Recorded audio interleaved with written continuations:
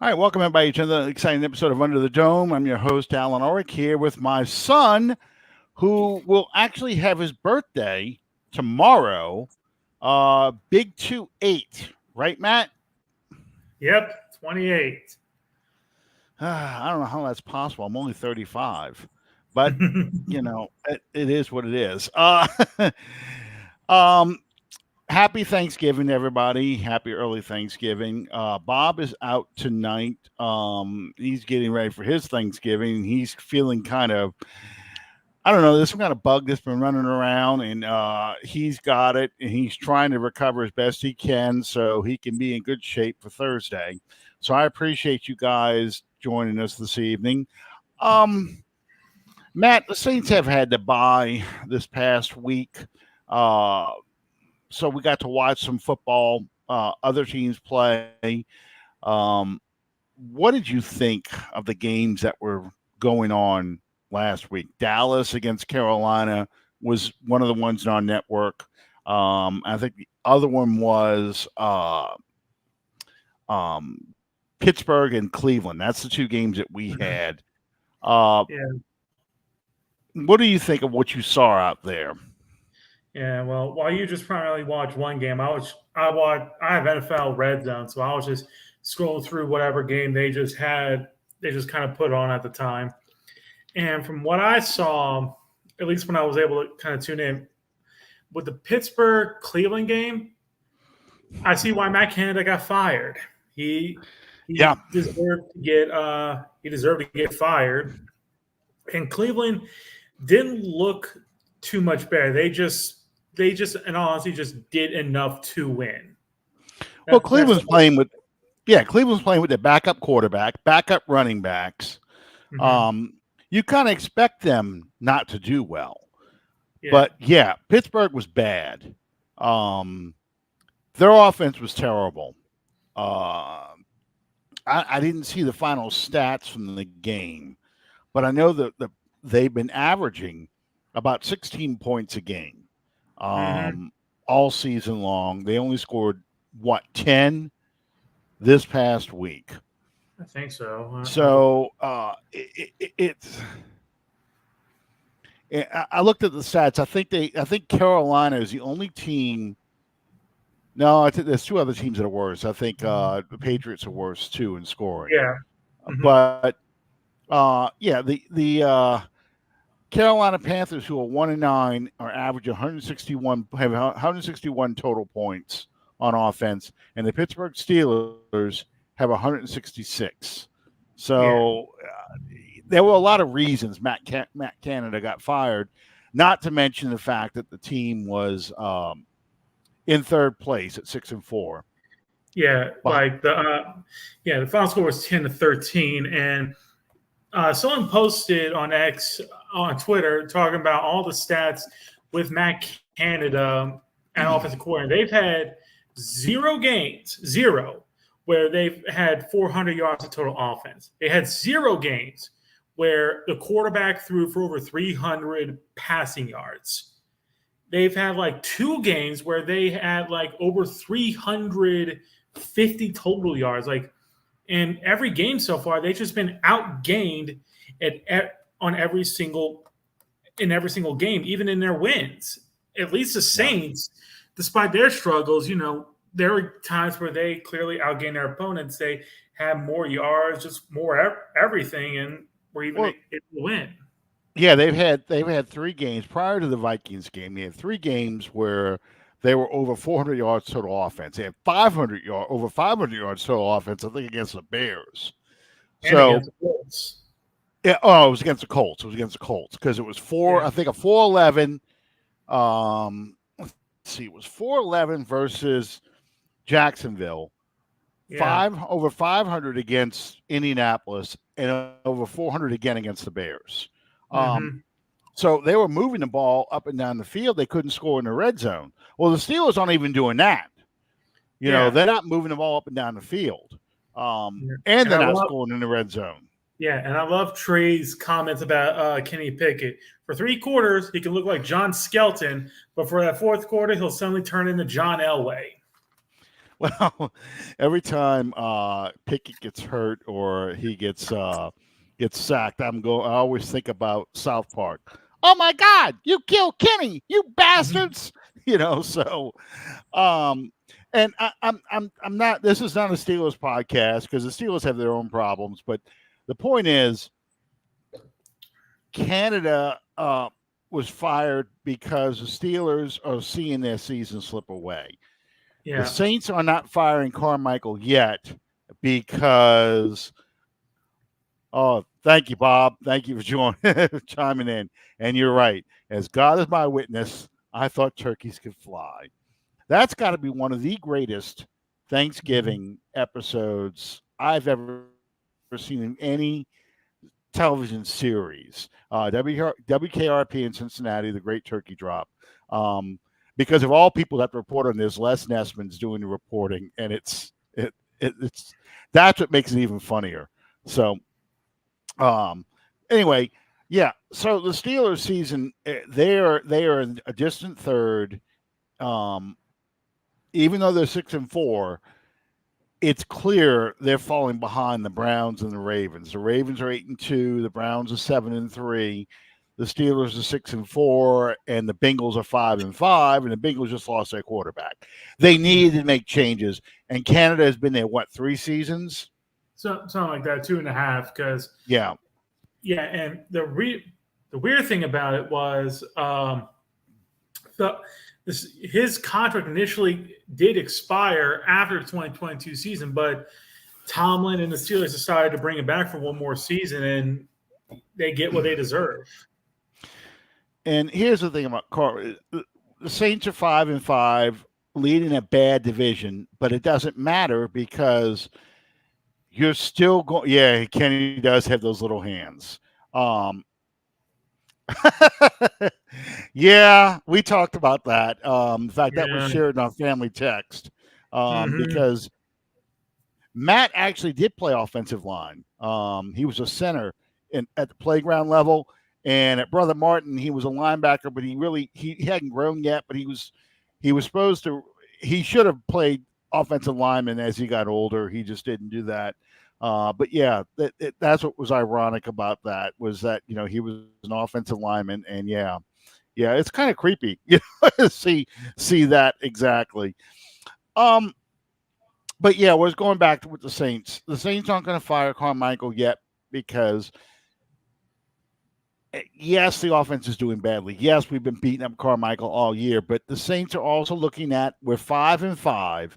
If we can piece together at least 4 wins, and we have 5 divisional games left, if we can piece, I'm sorry, 4 division, no, 5 divisional games Yeah, left. four. If No, we can four. win 4 out of those 5 divisional games, we got the No, Falcons there's four twice. divisional games left. Yeah, Yeah, but we already four played the divisional Bucks games. and the Okay, yeah, Panthers, so Falcons four twice. games Yeah, left. yes. Okay, yeah, you're right. So if we could piece together 5 wins out of these 7 games, we're going to win the division as long as those 4 of those 5 come against those divisional foes. Um, we should win the division. That's how they're looking at this stuff. Yeah. Um, so they're not conceding the division. They're not conceding the playoffs. So they're not going to make the kind of radical move um, to release Pete Carmichael yet. The Hmm. Steelers, on the other hand, are seeing the division disappear. They're probably too far behind to catch anybody. They've lost to the Browns, so they're in danger of not even making the playoffs. And I think the big thing is the Tomlin uh, never had a losing season streak. That's the only thing I got left to play for. They don't want that losing season. Hmm. So that's why they haven't let Carmichael go. Now, all of that said, and that's where I really wanted to go with this. They lose Sunday. There's a very good chance loser leaves town Yeah. because Arthur Smith got the kiss of death from the ownership by saying we have full confidence in him and that we want him back next year, which tells me in owner speak, if you lose out, you're not coming back next year. Yeah. The same is true, I think, for Dennis Allen. If Dennis Allen loses the bulk of these divisional games, and I mean 2 games at the Falcons, you should win the game against the Carolina Panthers, despite how they played against Dallas. Mm-hmm. You should still beat them, okay? And you got 1 game left, Tampa. You miss out on winning this division at this point in the season. You're 5-5 and in the lead and sole possession too, because Tampa lost, so they're a full game back. Atlanta lost, they're a full game back. That's the only way I can see changes are going to be made. And you're right, Anna. If we only win 7 to 8 games, they probably keep Carmichael and DA. They probably keep DA. I don't think they'll keep Carmichael. Yeah.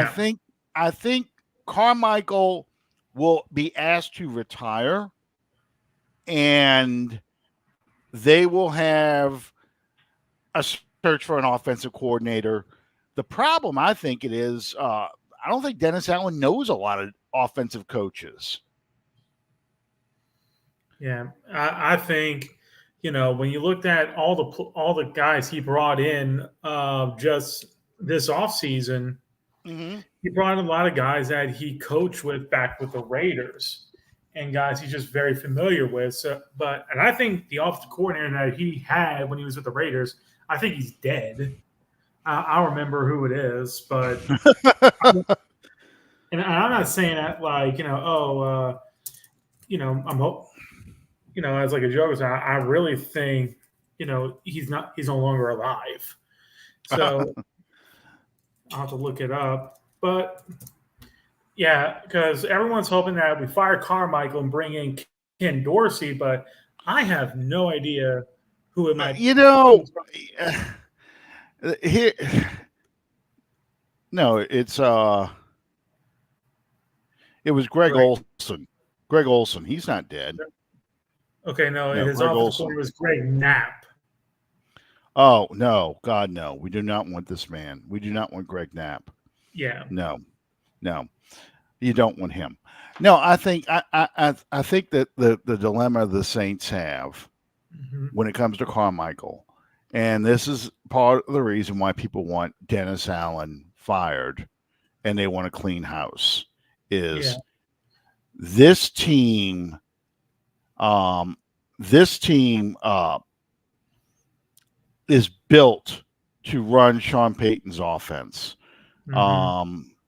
It is built to run a zone blocking run game. You would have to do some major changes to the offense if you brought in a different offensive coordinator that's not a West Coast offense disciple. That doesn't mean Carmichael's a good play caller. I do not think he's a good play caller. I think he gets stuck in grooves.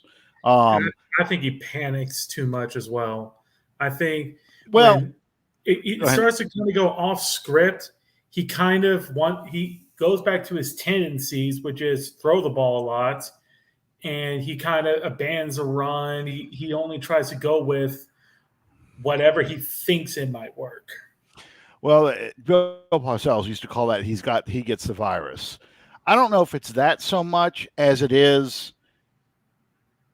So here's the thing about Sean Payton. When Sean Payton was the offensive coordinator for this team, Sean Payton would study game film and say, okay, these are the plays, these are the matchups I like. I'm going to set things up so we can get these matchups. We can isolate these guys and get the plays that I want to run.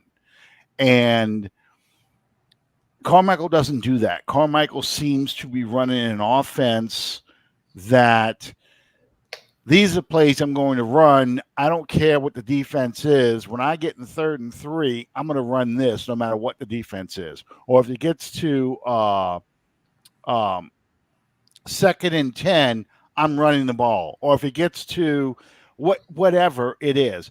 The only time I saw them kind of do more of a Sean Payton kind of offense was when they targeted number 38 for the Indianapolis Colts. And that was that coincidentally enough, that's when the offense had 511 yards total offense. That's when Derek Carr threw for over 300 yards. It just, all those things happened, So when you do these kind of things, it's like, okay, this is how this offense is supposed to run. But Carmichael doesn't always coach that way. Yeah, Teague-Meister, yeah, he's talking about when he's saying Chucky, he's talking about John Gruden. Yeah. That was John Gruden's nickname. I don't know if there's so much baggage with Gruden. Gruden also, he hasn't evolved as a play caller. He still runs the 2002, 2001, 2002 Oakland Raiders, Tampa Bay Bucks offense play calling system. He hasn't gotten past that. Sean Payton has evolved past that. So, I'm giving Sean Payton the benefit of the doubt that he has kind of grown up past what he was doing in 2006. Yeah. So my question is, if the Saints make the playoffs, and let's assume they win the division, make the playoffs,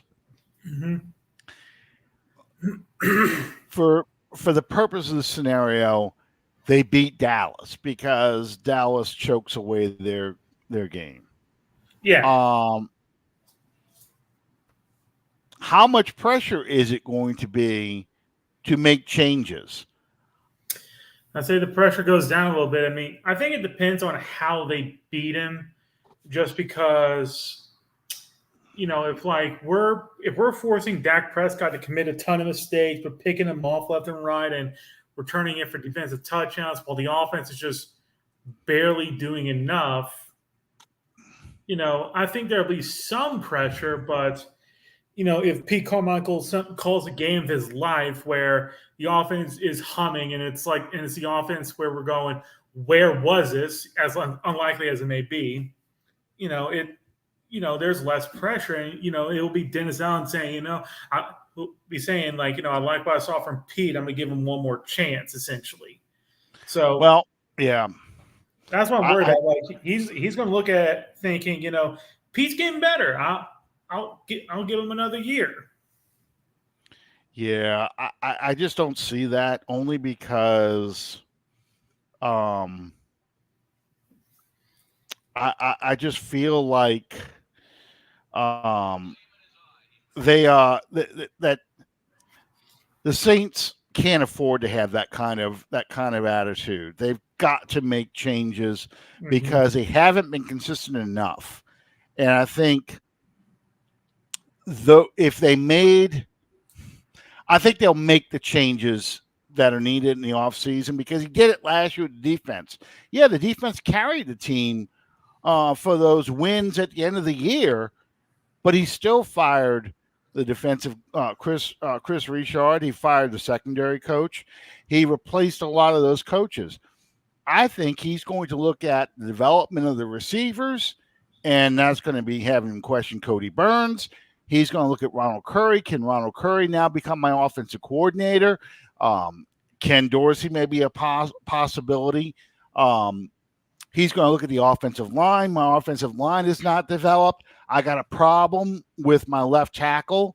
He has not developed the way we wanted to. We spent a lot of draft capital. So I think he's going to look at that, and same with Loomis, and say, no, you've got to make changes.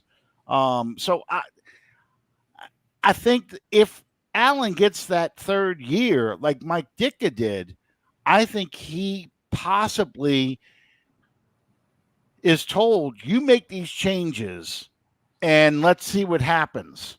I just don't know. I don't know if they have the capability to find guys that will be able to make this offense work in its present framework, the way this team is constructed. Yeah. I know it was a lot of talking there and a lot of back and forth on that, but they need to make changes. I think they see they need to make changes.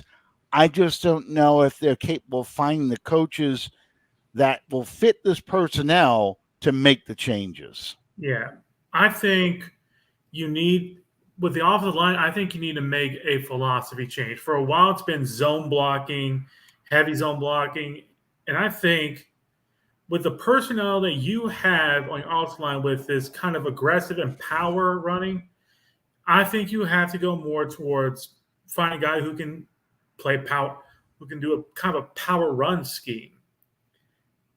I just think you have this aggressive offensive line. You need someone who can kind of who can really harness that. Because I don't think Doug Marrone is capable. Because it looks like it's kind of been tempered. They're playing kind of very reactionary instead of very proactive. Well, Well, yeah, I would agree with that. Only from the standpoint of they they're not very good. They're not developing. They're yeah, regressing. I just feel like that the Saints offensive line doesn't do anything well. They don't move well. They don't pass block well. They certainly don't run block well. I just don't see it. I don't. they're struggling to get out and develop screens. I mean, you have to. I mean, that's one of the areas where you have to make a change. And if Dennis Allen's not willing to make change, he can walk out with the pink slip with his hand in his hand, right with him. Well, Because I'm pretty, he's got to make changes. He's got to, and he knows that.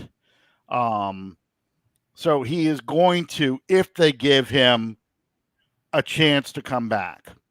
yeah, And like keeping it real, Who Dat Sports podcast says, unless he goes 2-5 over this stretch, he's going to come back. mm-hmm. And I feel that way too. But all that said, you still, um, he still has to do it. He can't just go 7-10 again. He can't just miss the playoffs. He's got to win the division. He's got to make the playoffs. Otherwise, I don't know. I just don't know how he can. I can see how he can survive because I understand Loomis's main train of thought, but how do you feel like this program is moving forward? If Yeah, you don't make changes, at least make changes with your coaching staff. mm-hmm. I think if you get rid of Carmichael and get a new coordinator, whether it's Ken Dorsey, whether it's someone else, I think that's the only way you can do that. And a lot of it's going to depend on how this team plays over the next 7 games. Changing gears a little bit. Michael Thomas went on IR today. Mm-hmm. Marshawn Lattimore's got a high ankle sprain. How with these and Derek Carr is still in concussion protocol. He Yeah, may come out this week. We won't know until Friday. But mm-hmm. how do you think this team will do? First off, who's going to take Michael Thomas's place on this in the passing game? I think the expectation is probably going to be A.T. Perry. I think when he did some good, he still has a lot of room to kind of make up because you look at a couple of catches he makes. I mean, he wrestles the ball away from Jameis Winston's "What the hell are you doing?" throw. He did a solid Well, route yeah. on his first catch, but then he's on some of his other routes he's slipping all over the place. And granted, I'm not going to fault him too much because apparently the turf in Minnesota has been terrible, where players are slipping. There's been more knee injuries happening on that turf, so I'll give him a slight pass because it seems like it's more of a turf problem than not wearing the right shoes. But Well, didn't Justin Jefferson hurt his hamstring in that game, or I mean on that turf? I think so. I know Travis Kelce did get hurt in that game when because Minnesota and the Chiefs played against each other a few weeks ago, and I remember he got hurt on that turf as well. I think that was the one Justin Jefferson did get hurt in. I can't remember for sure. Okay. Um, how about Marshawn Lattimore? Who is going to be his replacement? Isaac Yadam. They're going to have Isaac Yadam play outside corner. I know they promoted Cameron Dantzler, who's a special teams player. He's going to take Yadam's spot, and Isaac Yadam is going to basically be the other outside corner. I much rather prefer Alante Taylor, but I think they're intent on keeping him in the slot, and they're going to have Yadam play the outside back with Paulson Adebo. And I'm shocked Lattimore hasn't been placed on IR yet. I guess they're hoping that that Lattimore's high ankle sprain is more the 2 week and not the 6 week injury. But even if he comes back and he's medically clear, he can run around a little bit. He's not going to be the same player going back out onto the field because those ankle injuries, they take months to heal, to get back to 100% from it. It's not the 2 to 6 week thing just to get back onto the field. No, and I get that. The thing with high ankle sprains, especially for someone who has to do a lot of cutting, it's very hard to do that because you can lock up that ankle, you can tape it up, but if you got to turn and cut like a back does, or a defensive back or a running back, it's too hard to run on that thing. I think that for the I was gonna say, look at Adebo last year. I mean, he had a high ankle sprain. He missed 3 games, and when he came back, he wasn't the guy that was tearing up in preseason and training camp. He looked slow. He looked like he couldn't really make any plants or cuts, and he got abused left and right. He did.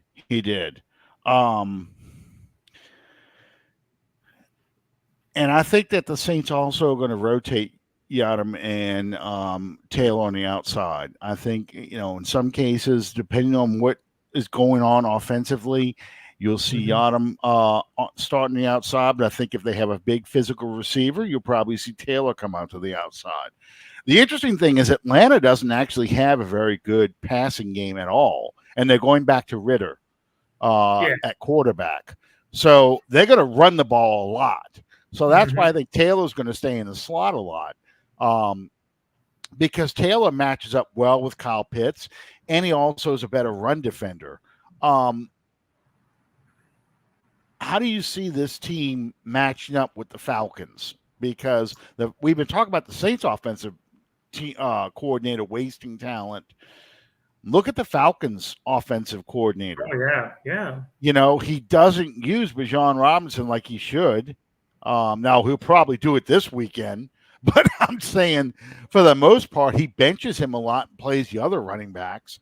I expect to see a lot of, what's his name now? The receiver who they use as a running back, and came from Cordell Patterson. Cordell Patterson. I think they'll use a lot of Patterson because that's kind of their answer to Taysom Hill. Yeah. Patterson has not been really used. He's not as effective that he was, say, 2 years ago.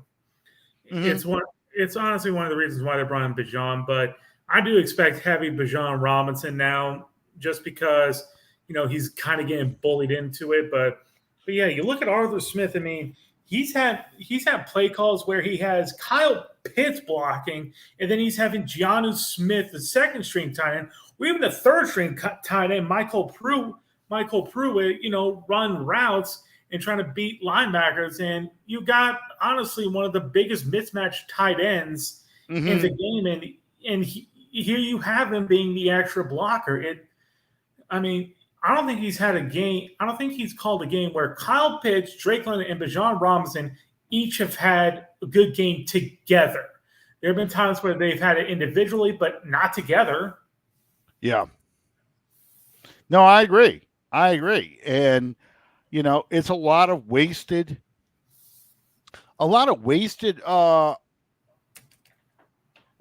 personnel. And, that's why the fans hate Arthur Smith as much as they do. So the key on this is really the Saints have to go out there and play the kind of game where the Falcons do make these kind of mistakes, where they feel the pressure to throw the ball, they feel the pressure to abandon the things they want to do. And that leads me on the second thing, Saints defensive line against the Falcons offensive line. How do you Mhm. see that matchup playing out? The Saints defensive line has to show why has to show something because Atlanta, their run blocking is good, but their pass blocking has been really inconsistent. I don't think there have been many moments where I feel like either quarterback, whether it's been Desmond Ritter or Taylor Heineke, has really felt comfortable in the pocket. But the Saints pass rush. I mean, they're generating pressure. I think they're in the top half of the league in pressures, but Mhm. it's not translating to sacks. They only have 18 compared to, I think they were in their 20, somewhere in the 20s around this time last year.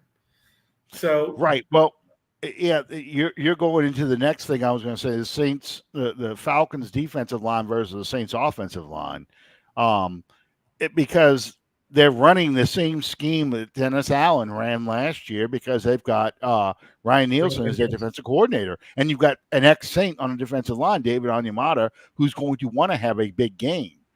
So how does that matchup play out? Because to me, our defensive line has to dominate the Falcons' offensive line. They should be able to. This should be a game where Carl Granderson gets sacks. This should be a game that you're going to see Cam Newton. I knew I was going to do it. Cam Jordan make plays and start making his sacks because it seems to be the back half of the year, especially against divisional foes, is when Cam Jordan comes alive. mhm. So our offensive line versus the Falcons defensive line, how do you see that matchup? That can go either way because it does seem like Atlanta's defensive line has done a solid job generating pressure, primarily from guys like Ayamada and Calais Campbell. Not really so Mm-hmm. much from the edge rushers. I haven't heard too much about it. I know they lost great Jared for the year, so that Saints killer. We don't have to really worry about him.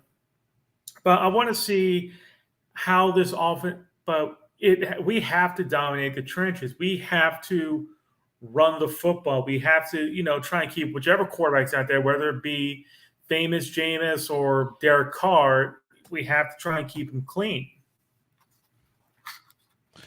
Yeah. Well, the big thing to me in this situation is the Saints have to feature a lot of Taysom Hill and a lot of Alvin Kamara Yeah, because, and I think this is the game where Jimmy Graham's going to be active.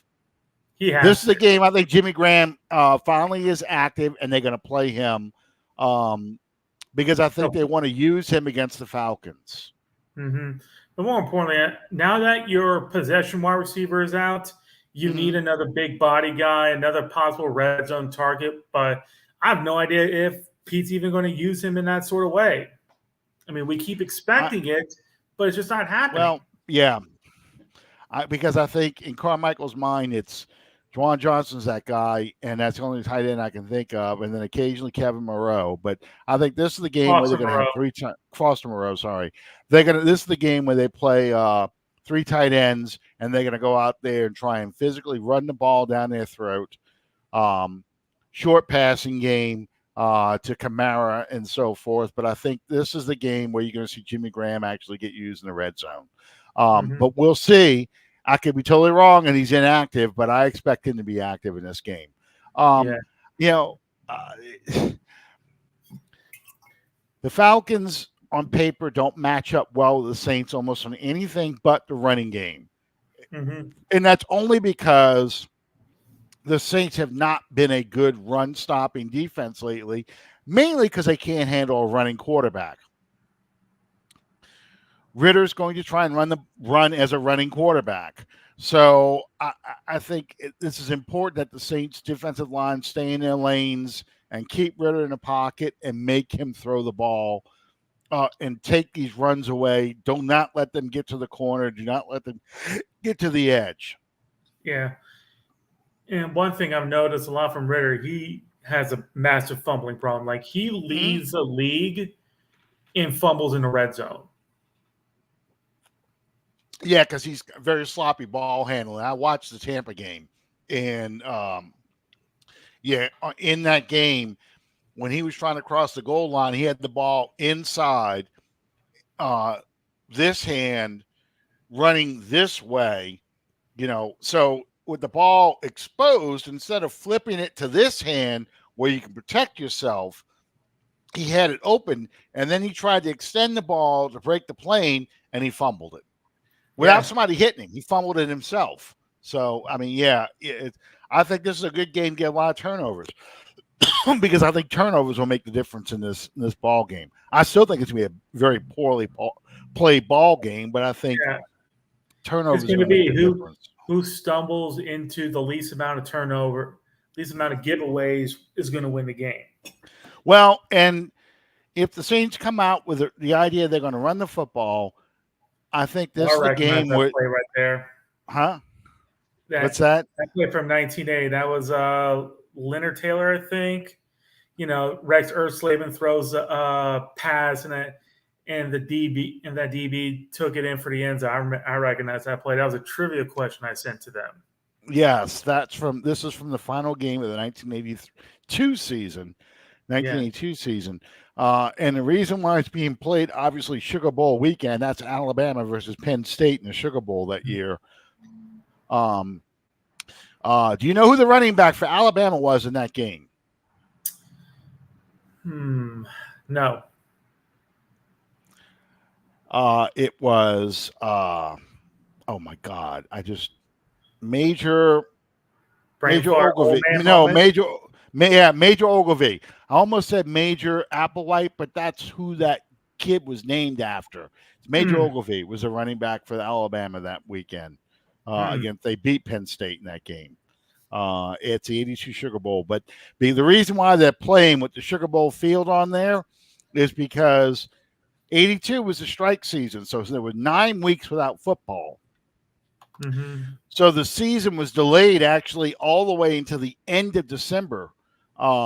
Usually the playoffs started the last week of December. So the Saints are actually playing that weekend because they had a week break after the strike before the season started to play the final 6 games. Saints were 3-1 going into really the heart of the strike shortened season. They started the season 2-0, got to 3-1, and they lost 4 of the next 5. They finished the season 4-5. It was fresh. This is the only game they won after being 3-1. They beat Atlanta. Another trivia question that year: who was the starting quarterback for the Saints against the Washington Redskins in 82? In 82, Dave Wilson? Guido Merkins. Yeah, Guido Merkins. Oh, it's Guido Merkins? Because it's Guido. Guido Merkins, because Stabler was out with a knee injury. Dave Wilson was out all year with a foot injury. He suffered that foot injury in preseason. So Dave Wilson, when Ken Stabler got hurt, Guido Merkins was the 3rd string quarterback, and he was not very good. He did okay for a guy who was he was like the poor man's Taysom Hill now. Taysom Hill's a better quarterback than Guido Merkins. But Guido Merkins was a receiver, a quarterback. He could punt if he needed to. He played defensive back. He did a little bit of everything. Special teams guy. But this was the only game they won that year. And Atlanta's going to the playoffs because this was a seeding system. Right. They took all the teams in the NFC and they put them in seed order. Didn't matter if you won a division or not. You went based on record, and that's how you were seeded. That's how you ended up with Washington versus Miami in the Super Bowl that year. And a lot of sports writers really, that was a hell of a sack, high-low. A lot of sports writers like that because you got to see, you didn't run into like what we ran into in 2010 where the Saints were a wild card team, but they had to go on the road to go play Seattle because Seattle won a division, even though the Saints had a better record. Yeah. Mhm.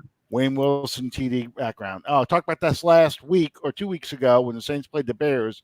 That's Shepherd College, Wayne Wilson, the same school the Bears quarterback went to when the Saints played the Bears.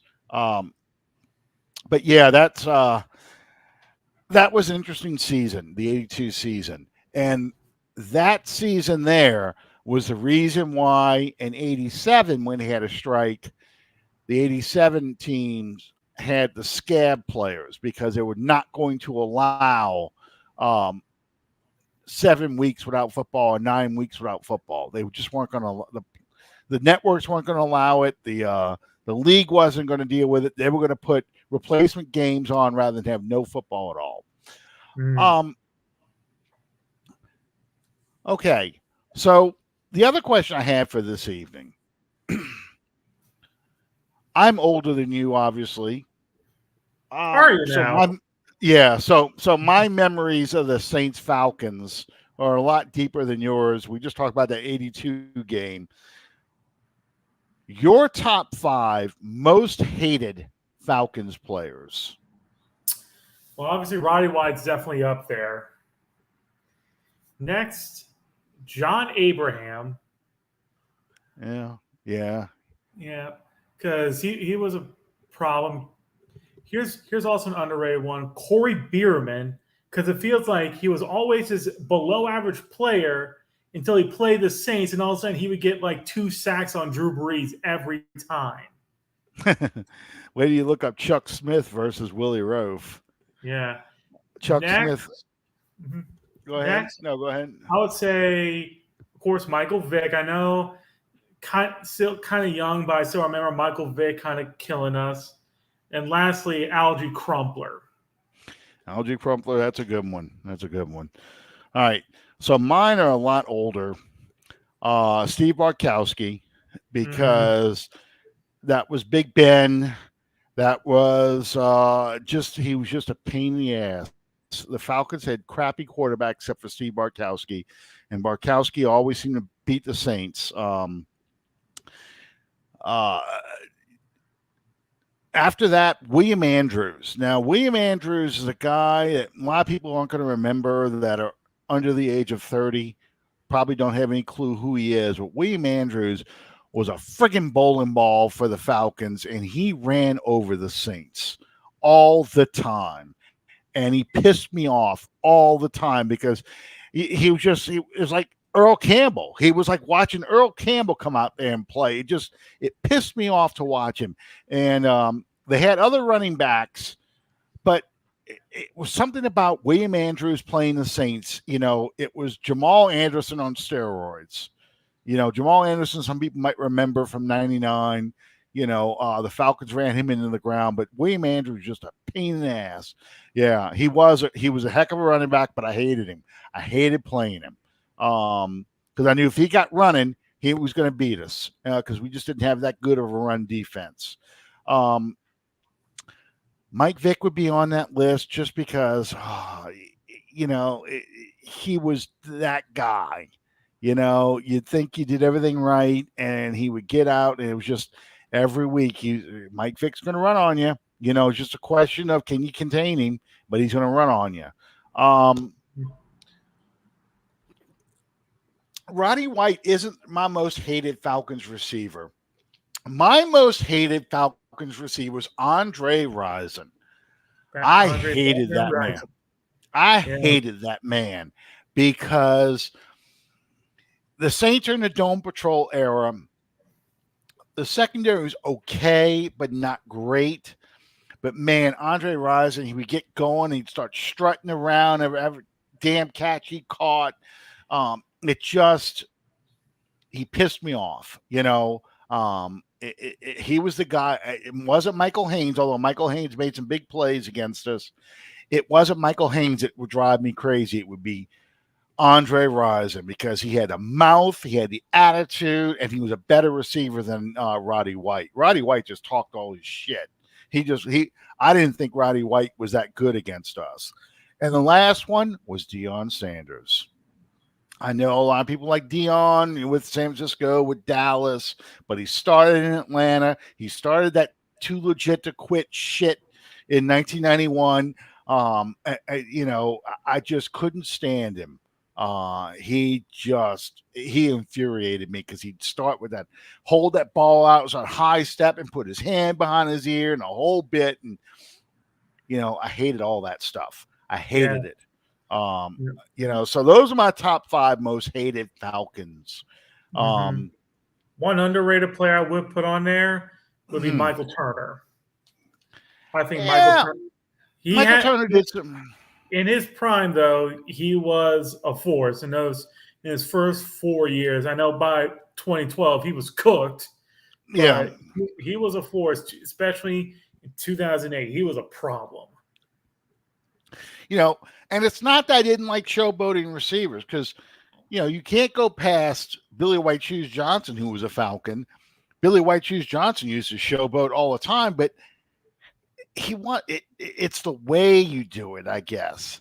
Billy White Shoes Johnson was celebrating and encouraging everyone else to celebrate with him. I always felt like Rison and uh, Sanders, and then if we went to the 49ers, what was that safety's name who had the really long neck and he would dance? It was like he was breaking his neck. What was this? Hicks. Dwight Hicks. Dwight Hicks. That was another one. It was like, yeah. Yeah. Actually, that makes me laugh thinking about that. That was his girlfriend. Yes, his girlfriend, left eye loop or something like that, burned his house to the ground because she got pissed off at him. And he also was the one that made the Falcons, not the Falcons, the Browns bankrupt. They had to borrow money from the bank to pay him. That was part of the reason why Cleveland moved to Baltimore.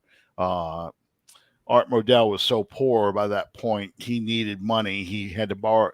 He used some of the franchise, the Browns franchise, as collateral, so he could borrow money to pay Andre Rison. Merton Hanks. Thank you. I couldn't think of his name. You know what the dance I'm talking about, though. He would put his hands out and his head would bob up and down. It looked like he broke his neck. It was just an unbelievable dance. Yeah, 49ers, there's a lot of 49ers players I could list as guys I hated. Yeah.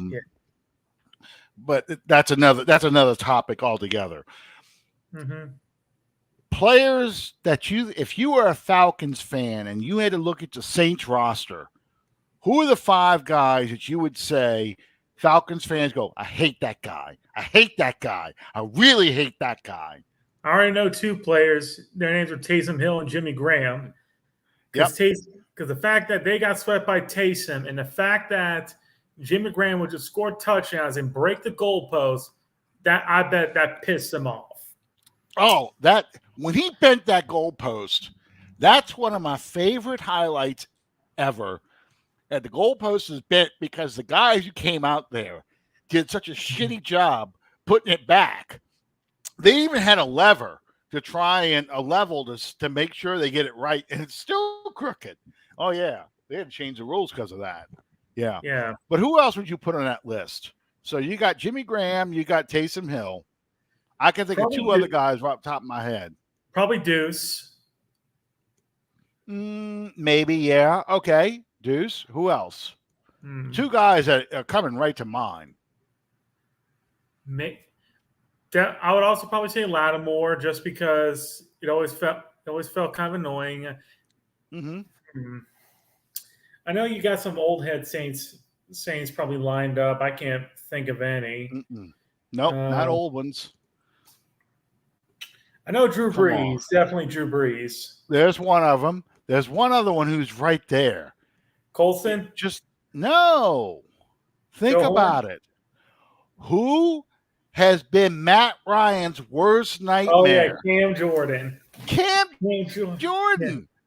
Cam Jordan's got to be at the top of the list because they hate Cam Jordan. Cam Jordan has got the personality. He's a big personality. He sacked Matt Ryan more than any other quarterback in the league. Dalton Hayes, that's a good one. Chauncey Gardner-Johnson, yes. Chauncey Gardner-Johnson. He's more Tampa, though. But yeah, Cam Jordan, I mean, just 2 weeks ago, creeping up on Matt Ryan and sacking Matt Ryan, which is just so awesome. And Matt Ryan's on the broadcast going, man, I thought those days were behind me. Yeah. It just that hit him going, oh. Yeah, I mean, sure, they hate Cam Jordan. I know Carolina always says, man, when's that dude going to retire? Because they're tired of seeing Cam Jordan. So Mhm. definitely they hate Cam Jordan and Drew Brees. I mean, the picture we have for the show tonight is right before Drew Brees did the spin move. Those two guys are right there waiting, to tackle Breeze, and he goes through them to get a touchdown. And an important touchdown because that's a touchdown that gets it to overtime. So, Mhm. I mean, just yeah, they couldn't stand to see Breeze out there because they felt like, we have to have the ball last because if Drew gets the ball, um, eh, you know, we're going to lose because Drew's going to find a way to beat us. So yeah, Drew Brees, Cam Jordan, Taysom Hill, top three. I would put I'd put Jimmy Graham in there too. Jimmy Graham because he in Jimmy Graham's prime he was a pain in the ass for them. I'd probably put Alvin Kamara in there as well because Yeah. Alvin Kamara drives him crazy. Um, Mhm. because he's just so hard to tackle those guys to tackle. Um, they don't like Michael Thomas. They don't like Marcus Colston. You mentioned the Dome Patrol earlier. Yeah, Pat Swilling bothers them because Pat Swilling went to Georgia Tech. So they Yeah. look at him probably as a guy they should have drafted. Um, they pick up a lot of former Saints players. So that, Mhm. they hated Morton Anderson. That's another one they hated. They got Morton Anderson, so the hatred kind of died down. But Morton Anderson, the saying used to be all the time, the Great Dane lifts his leg yet again every time they kick the game-winning field goal against the Falcons. That's why Atlanta went and got him when we stupidly cut him to save money. Don't get me started on that one. That Yeah. that was the end of that was really the end of the Jim Mora regime. Um, Ralph Marlboro was talking about frustrating seasons, and he put 1993 season because you started 5-0 and finished the season 8-8. Mhm. Um, and in 2002, you only need one game to make the playoffs, and you lose those final three games. But 1994, when you go and cut Morton Anderson to save money, and he goes right to the Falcons the next year. Actually, it was 95. I shouldn't have said 94. No, it was 94 because 95 was the year. No, it was 95 because 96 was the year Sam Mills went over to Carolina Mhm. because they didn't offer him a contract. They let Carolina offer him a contract first and then decided to try and match it. And Sam Mills got pissed off because it's like, that's how you value me all the years I've been putting in this organization. You let somebody else set my value. You don't value me enough. Fuck you then. I'm out of here.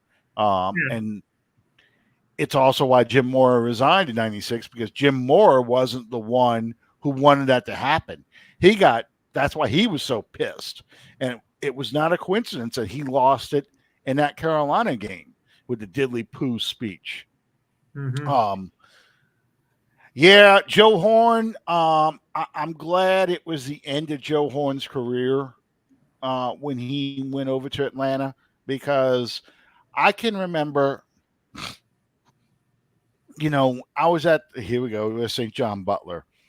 I was at the 2006 reopening the Dome game, and I can remember sitting there and I'm talking with somebody, and I hear somebody on the other side of me watching Morton Anderson warm up. He goes, "Yeah, there's the game winner right there." Talking about the Falcons going to beat the Saints because Morton Anderson kicked game-winning field goal, um, and that attitude changed because of that game. But there was so many times where former Saints like Morton Anderson, like Bobby Abear, would go and come back and beat the Saints playing for the Falcons, and that really fueled a lot of people who hated the Falcons even more, because it seemed like our best players are going over there and they would beat us.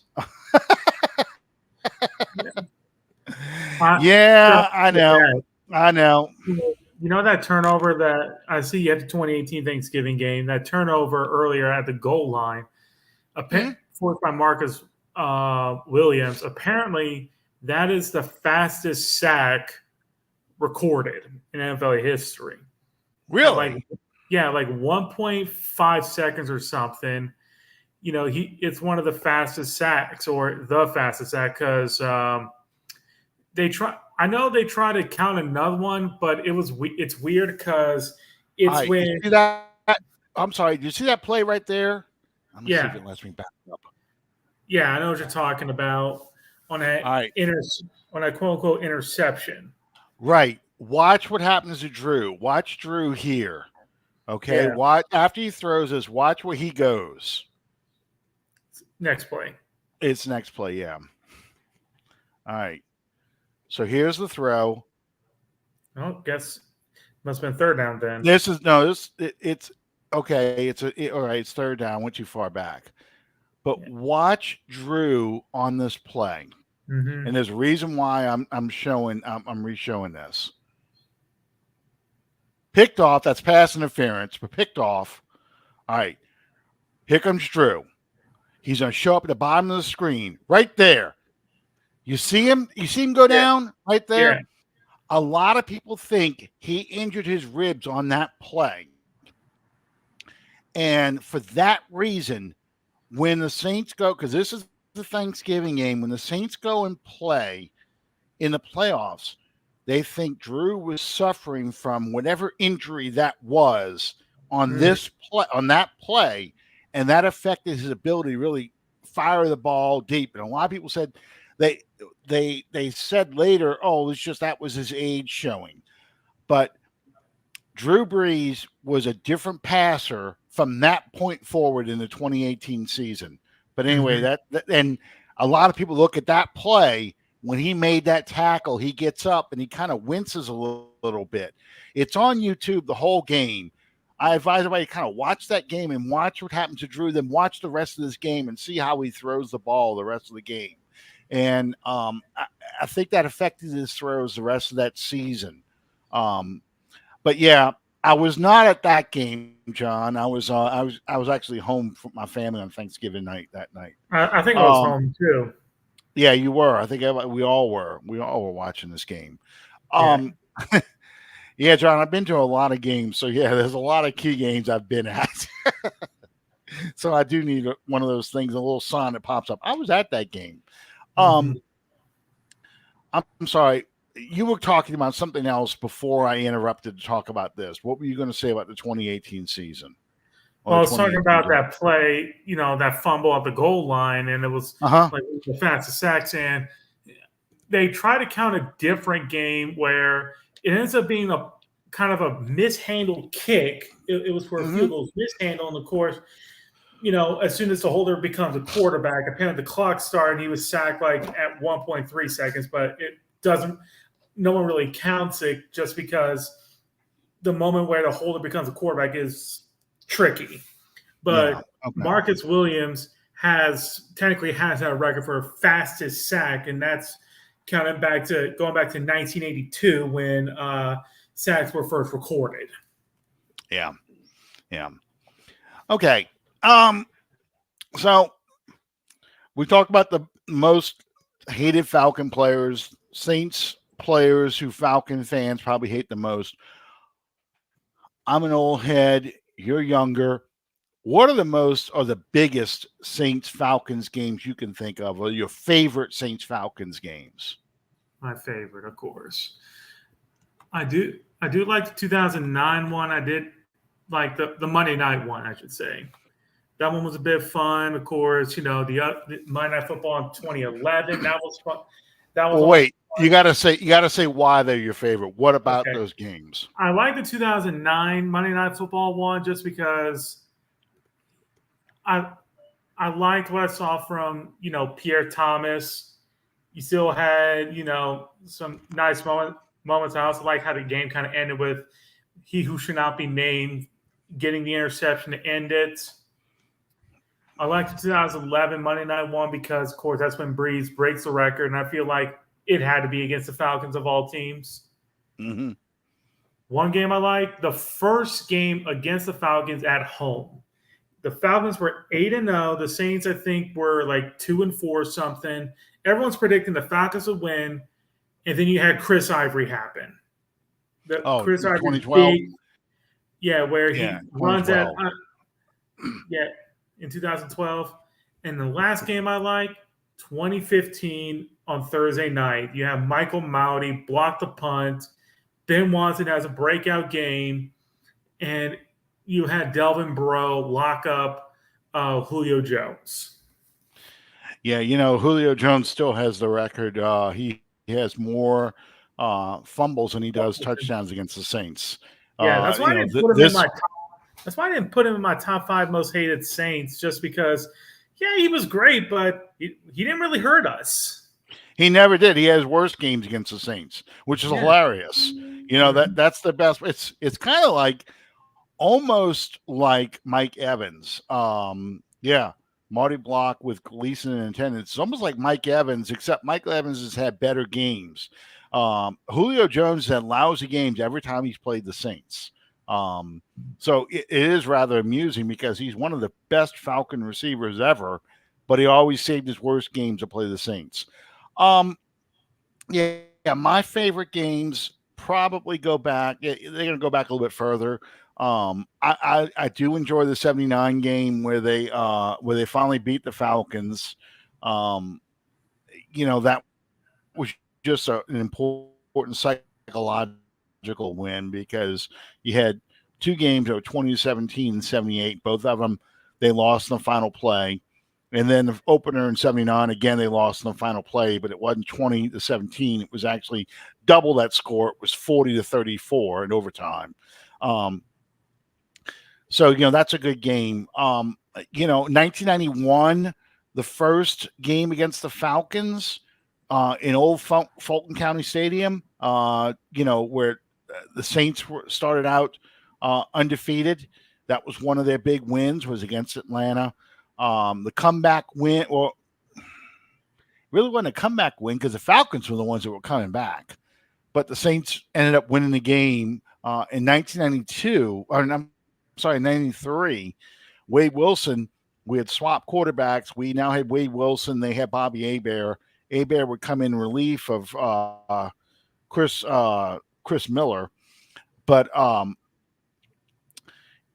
first game in the Georgia Dome in '93, the Saints go and beat the Falcons. Morton Anderson gets 2 attempts because the Falcons were offsides.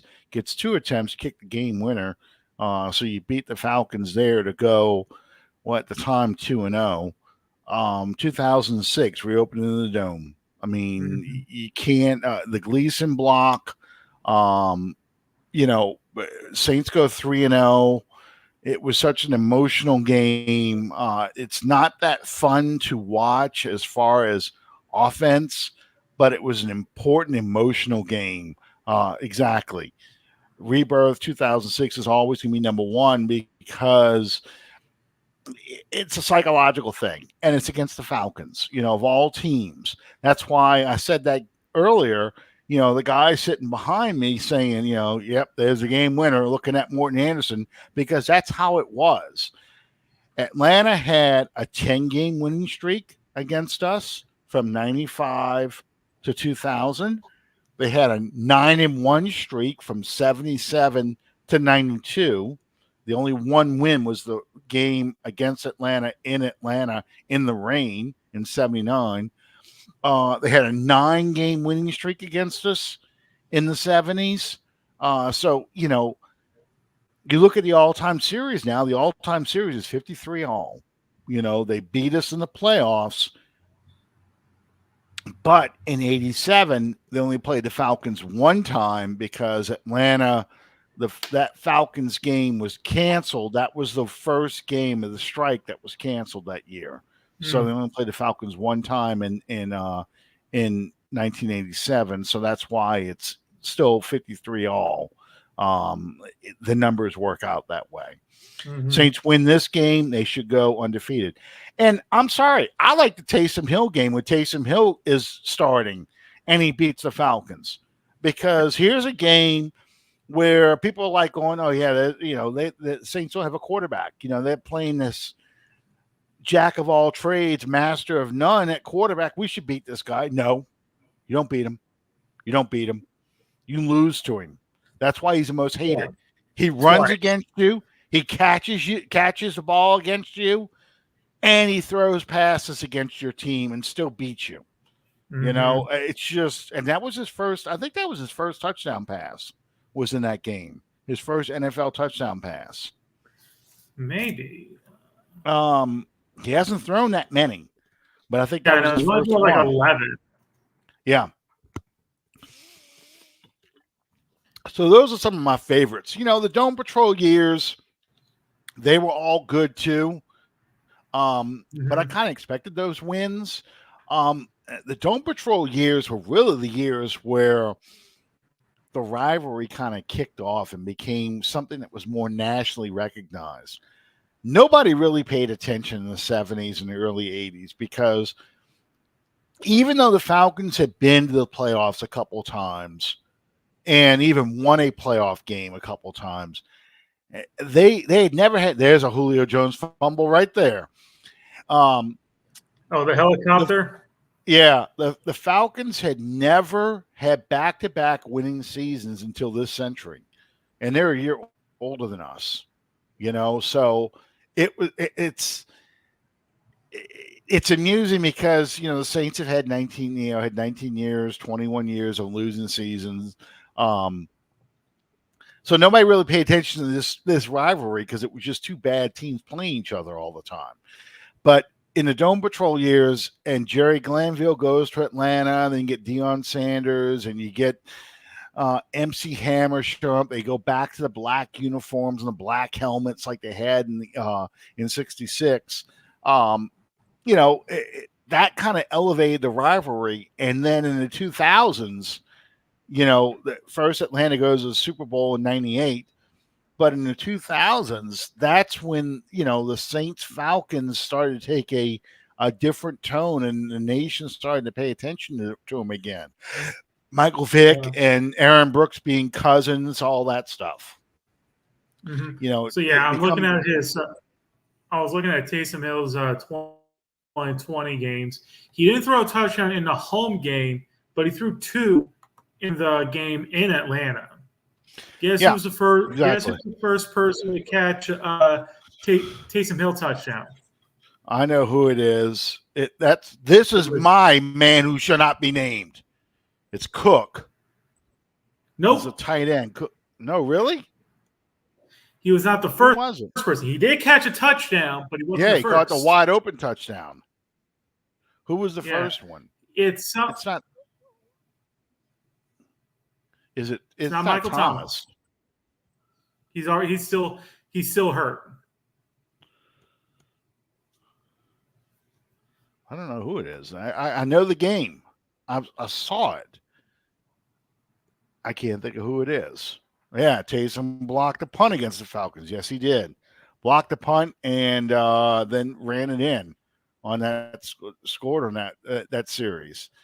I don't remember who is it. Traquan.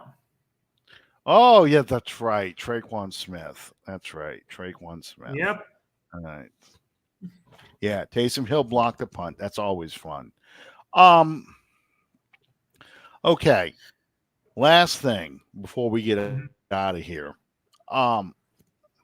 I know we've talked about some of the historical matchups and things like that. How do you see this game playing out? Do you think this is going to be a Saints win? Yes, but a very ugly one. Mm-hmm. I think it's going to be close the entire way, and it's going to be to who doesn't screw up last. Yeah. Um. To me, this game, Um, the Saints can't start slow again, defense, especially Mhm. defensively. Um, the Saints need to shut them down early, get the offense in short field position, and um, get up on the Falcons early because the Falcons are a one half team. I don't know which half it is, but they're generally a one half team. If they get up early in the first half, they find a way to lose in the second half. If they're down early in a game, they find a way to come back. And the Saints thus far this year have played their best defensively in the third and fourth quarter, except for the Green Bay game. But for the most part this season, even the Minnesota game, the Saints defenses seem to come alive um, in the second half. So to me, they got to play a whole game. They've got to shut the Falcons down early. They've got to take the run away. It's not. It's they're gonna the Falcons gonna get some yards rushing the ball, but they've got to get Ritter into second and third and long and get off the field. Make them throw the ball to win a ball game. Um, yeah, can they contain a scrambling quarterback? I, I, to me, it's not the scheme. It's the Saints' defensive players not being disciplined. They are doing stupid things out there. They're not communicating, and everyone's rushing the quarterback, leaving a back door for them to escape out of there. Um, Mhm. so that's the key. Keep him in the pocket, keep him locked up, and make him throw the ball to win the ball game. And I think our secondary is better than the Falcons receivers. Um, I looked it up. The Saints have a 19-13 record in their first game after a bye. They're 8-9 in games when they have to play on the road. Um, but when they're facing a divisional opponent, they're 6-5, 2-2 on the road. So it doesn't say a whole heck of a lot other than the fact that it's a 50-50 shot they can win the game. I mean, Yeah, it's not a big deal. Hey, do you know whether or not the Saints are going to wear their color rush at all this year? I would not be shocked if he is going to wear his color rush, their color rush this year. I mean, in this game, I think this would be a solid time to do it. I don't know if they will, but I think this would be an okay time to bust those out. Um, you know, it's really weird. They haven't worn it yet this year. The Saints are Yeah. really the Saints have had good luck again wearing those uniforms. Now they've lost to the Falcons playing their color rush uniforms in 2017, but for the most part, they've had a lot of luck wearing those things. Um, I hope they wear them this week because I'd like to see them in Atlanta. I like seeing the color rush. Yeah, Um, they did beat them in 2019 when they wore them yeah, because yeah, in that thing again they won them. So yeah. So I'm hoping they wear this. They wear it this year. Um, yeah, I think the Saints win this game um, because these last 7 games, just looking at it, I talked about this with Bob last week. Um, mm-hmm. this would be very typical of the Saints. They win against Atlanta, lose at home against Detroit, beat Carolina, probably beat the Giants because Shoeshine guy has got to John probably Box. start a Yeah. quarterback. Shine box, yeah, go get your fucking shine box. Um, Mm-hmm. yeah, he plays. He plays in 2 weeks. Although he had a good game last week, he threw 3 touchdown passes against Washington last week. So, Yeah. I make fun of Shine Box, but you know, I'd like to leave it in the case where he has to be put in a closed casket, because we so messed up his face. But that's going to be an important game. But I'm assuming they're going to win this one. So that's 1 loss, 1 win, 2 wins, 3 wins. You go to play the Rams in Los Angeles for whatever reason. You lose that game on Thursday Night Football. Short week, travel to Los Angeles. So then you have 2 divisional games left at Tampa, at Atlanta. You need to win one or both of those games to win the division. And that's where it all boils down to, do they do it? Do they do it? So, Some that's interesting, kind of how. What? yeah, Go ahead. and some interesting stats with Dennis Allen. So, off of bye week or mini bye, his record is 5-2. He was 2-2 when he was with the Raiders. I don't count 2014 because he got fired for 4 weeks and they haven't had their bye week yet. But in all the games he's been in, only one of them. No way. I'm sorry. I gotta look back at 2013. I think 2 of them were on the road. So in 2012, he went on a bye week on the road against the Falcons and he lost 20-23. And that was his first year as a coach with the Raiders. And then back in 2013, he had kind of a mini bye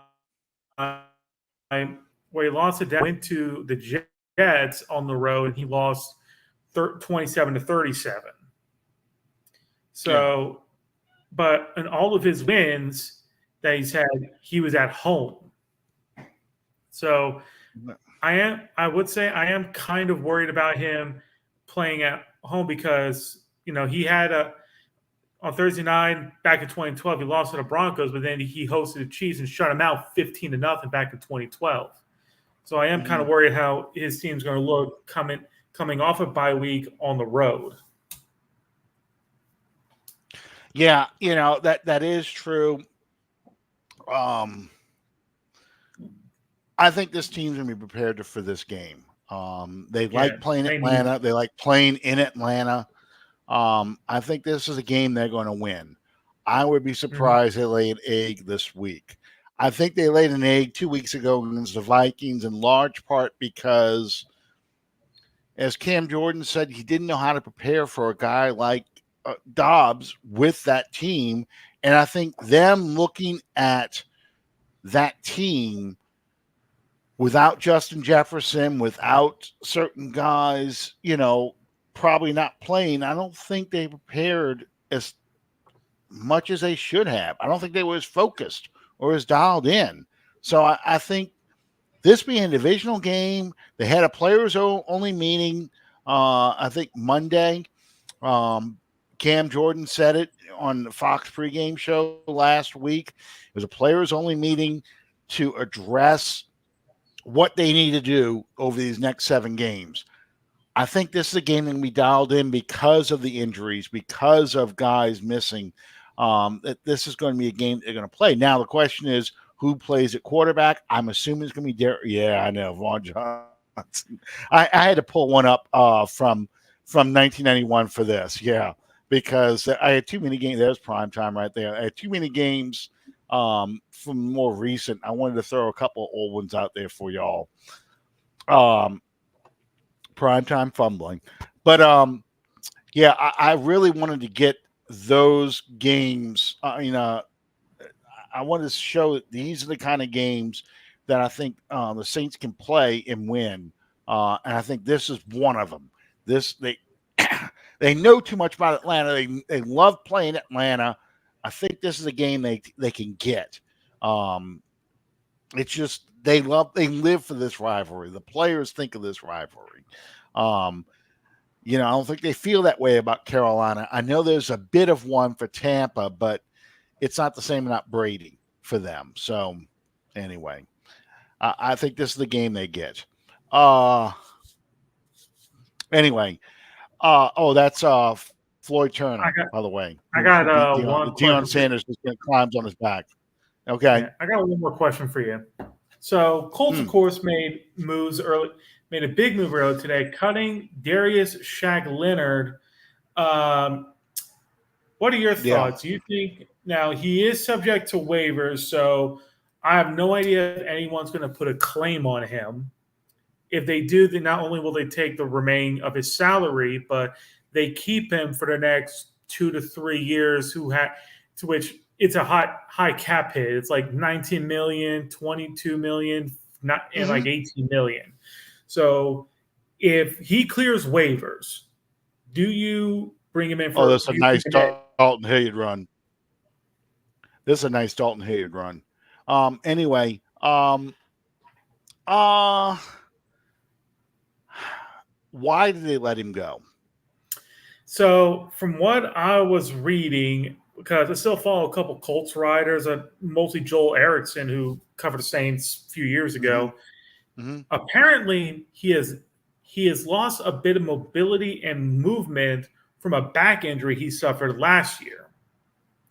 He because a lot of people I'm starting to see more, kind of say this. He doesn't look the same. Like that back injury kind of affected him. He's not as fast or as elusive that he once was. He's not as kind of like agile. It looks like he kind of lost a step. Like Okay. he's capable of being an every down player, but that back injury he suffered is kind of ruined him a little. There you go. Look at these numbers. Look at these numbers. Mhm. 1990 versus 91. Mhm. 47 points allowed through the first 5 games. I think Saints fans today would lose their mind. A defense that only limits a team to 47 points. Anyway, you know, where would you play him if he was a Saints linebacker? Probably Mike taking Demario's spot. Well, Demario plays more weak side. So you're Yeah. really taking Pete Werner's spot. Um, so that's the tricky part there. I'm not sure where you would play him right now because he's not a strong side linebacker. Yeah. So I think that's part of the issue you have with this, and the contract. So it's tempting because he was a good player. I don't know.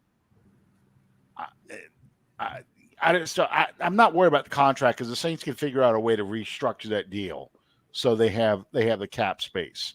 Um, I just don't know where a guy like him plays on the team, Yeah. and that's the issue you've got with a Mhm. guy like that. Oh, John Butler, I was right there when that banner was let go because I was at that game as always.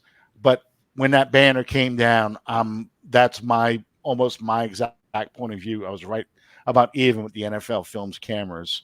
That was waiting for people to get into the gate. So that particular image, every time I see that, I think about this. And this block punt happened in the end zone I was sitting in. I'm not Mhm. at this perspective. I'm over here. Well, over here actually. But yeah, this all happened right in front of us. It 'Cause, was yeah, I'm reading some of the stories, it on was amazing. Shaq Leonard. He Hmm. had minor surgery on his back because it was just a little nagging injury. So he got the cleanup procedure.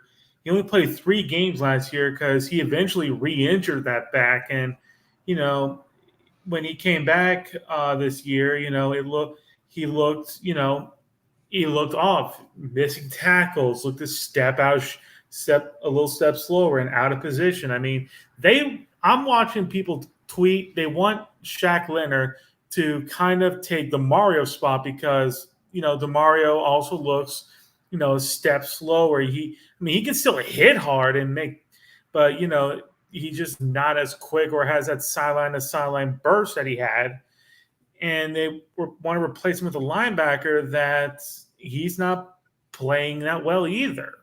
So Yeah, they, it's a name. It's a yeah, name right how it always works.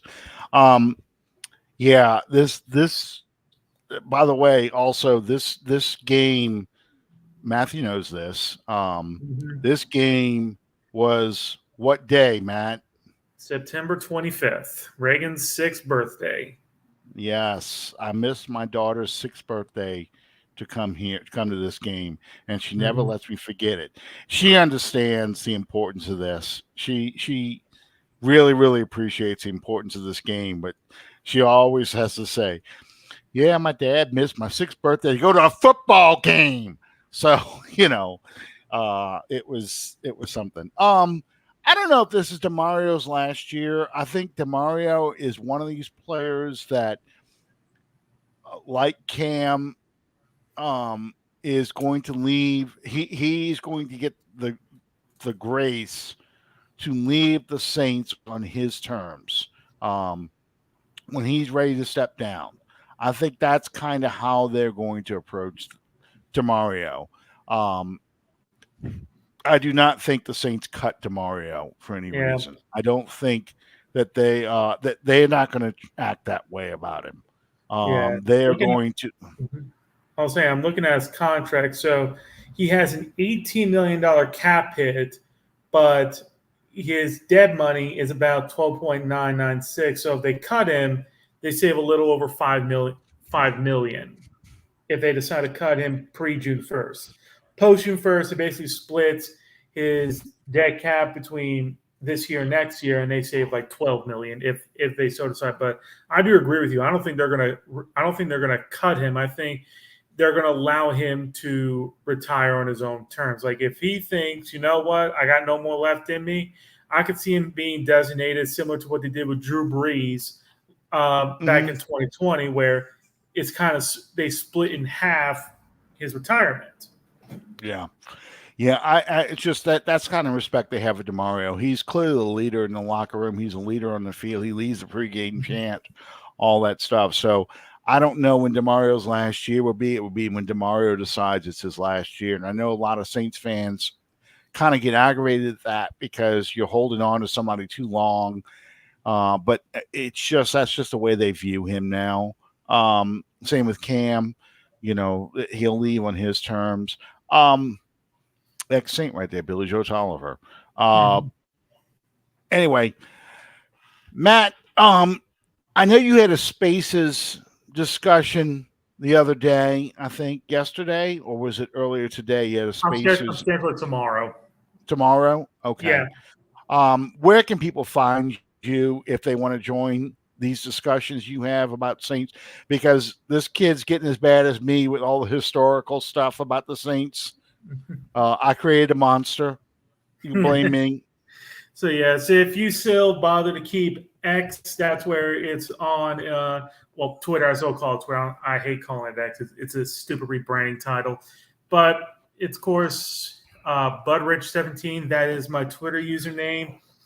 It will be on 8:30, where you can listen in. You can also request to speak.